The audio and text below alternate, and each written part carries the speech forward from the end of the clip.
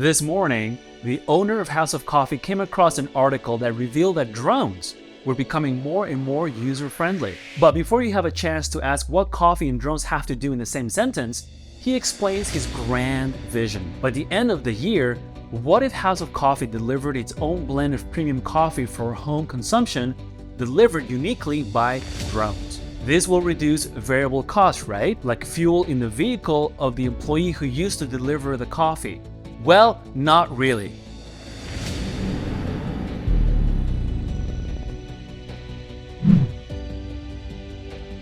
While you agree that our world is constantly evolving as new technology is created, there are certainly opportunities to use these technologies in ways that are creative and have never been done before. However, we know from learning the CVP analysis and contribution margin that the analysis will change if fixed cost and variable cost shift. Case in point, coffee delivered to homes by drone, who would have thought? What you want the owner to think about is that CVP relationships become more complex as labor-intensive jobs are replaced with technology.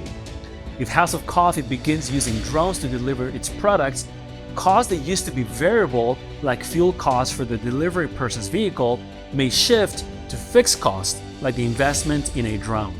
So, costs aren't necessarily reduced, but they simply shift from one category to another. Let's start by breaking down the cost classifications of labor-intensive jobs. House of Coffee hires over 50 employees. Labor costs are usually mixed costs. As we learn in our cost classifications, mixed costs can be both fixed and variable.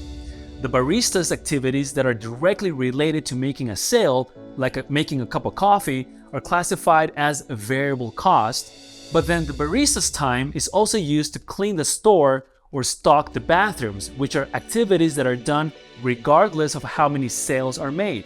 These activities are allocated as fixed costs. Before COVID-19, House of Coffee had more variable costs because part of the barista's job was to serve the customers who sat at the store to drink their coffee. During COVID-19, however, all stores closed except for drive-thrus.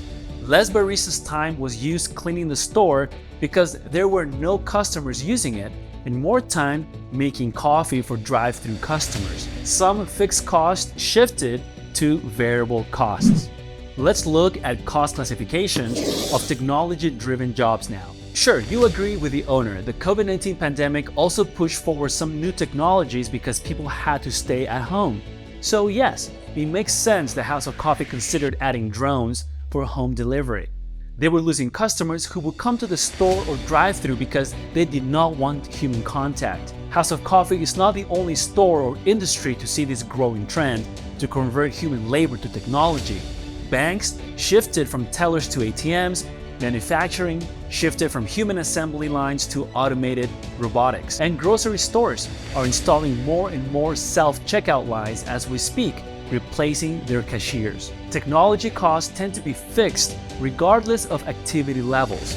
The machines, software, equipment, and depreciation costs are the same within a relevant range no matter how many units of product are sold or produced. And the technology is only getting more advanced every single year. When technology replaces more and more labor-intensive tasks, costs shift from labor, which is variable cost, to machines, which is fixed cost. This shift is known as a company's change in cost structure. The behavior of cost we previously learned shows us that total variable costs are increased with sales volume, but total fixed costs remain the same regardless of sales volume.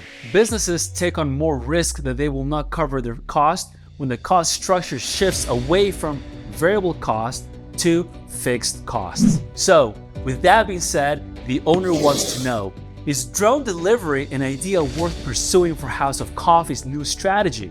Because ultimately, why would a company want to shift their cost structure to higher fixed costs? Let's think of it this way. One reason is because once fixed costs are covered with revenues, the profits increase with more revenues. If a business is certain that they will meet their fixed costs through a sales revenue, it is more beneficial for them to have the cost structure with higher fixed costs because after covering fixed costs, the profit increases faster when there are lower variable costs attached to sales. However, during uncertain times, like a recession, a business may want to play safe and lower their fixed costs by shifting to more variable costs, reducing the risk of not earning enough sales revenue to cover fixed costs. Hello, certified professional. If you are enjoying this course, get accredited with CPE credits for watching it. Click the link in the show notes or visit cpeflow.com to access the full course ad-free and pass the final assessment quiz to officially earn your NASBA approved CPE credits and certificate of completion. So, for House of Coffee, drones could indeed be a viable choice financially, since they will have no surprise in their delivery costs, which may lead to higher profits. But now may not be the right time to implement the drone strategy with the coming recession and the risk of sales revenues dipping below targets. Indeed, there are many factors to consider. These are financial measures. There are other non-financial reasons House of Coffee should consider when wondering if they should replace labor with technology. If House of Coffee wants to improve efficiencies, lead innovation, and create customer loyalty, they may want to venture into using cutting-edge technology. After all, they already have the best quality coffee in the United States.